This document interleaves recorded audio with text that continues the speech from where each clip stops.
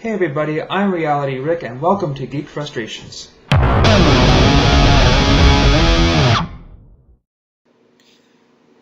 This video is just a brief overview of my series on Ruby on Rails. Ruby on Rails is a pretty complex system that is very powerful for designing a website. Because of the complexity, I'm going to expect certain prior knowledge. I'm going to expect that you know a little bit about programming with an emphasis on object-oriented design. I'm going to expect that you know a little bit about databases, and I'm going to expect that you know some HTML and CSS. You do not need to know a great deal about these things, but you need some familiarity so you at least know what you're looking at when you see the code. Ruby on Rails is based on a system called Model View Controller.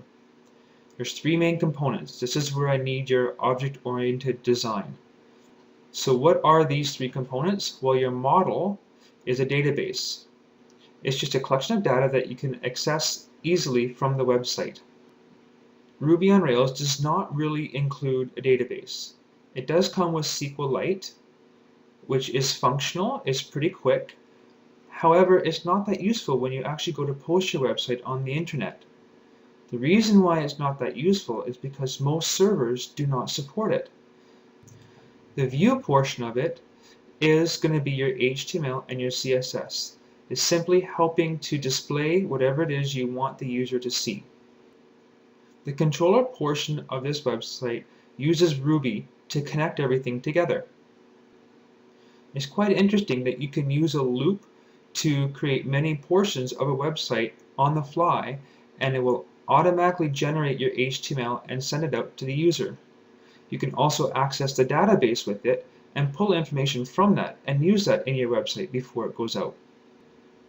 Going back to the model portion of it, with the SQLite, there are two other databases that are quite popular to use when you're actually putting this up on the web. The first one is MySQL. This is the most common one. It's quite powerful and quick.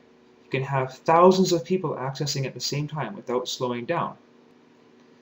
The other one, which I'm going to use, is Postgres.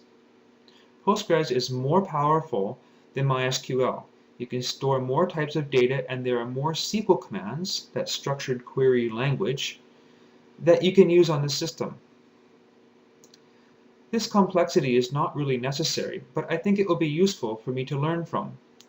I recommend that people challenge themselves on a regular basis to keep up with their knowledge on computers. I plan to post this on a website called Heroku. Heroku uses the Postgres database and is free to develop a site. They do have a structure for charging the users. I don't fully understand this, and again, I plan to learn as I go. I can see that Heroku charges by the number of lines of code that your program runs on their system. An infinite loop would be a really bad idea. During a quick Google tour about Heroku, I have also seen many postings where people recommend having another host which you then link to your Heroku website. I'm not sure if this is necessary. I plan to try and create a website without using another server. Another server will cost more money. But I have questions about Heroku and how this is going to work. If it's free until I start running lines of code, then how do I test my application? Also, you have a Postgres database on there. Now, a database can become huge.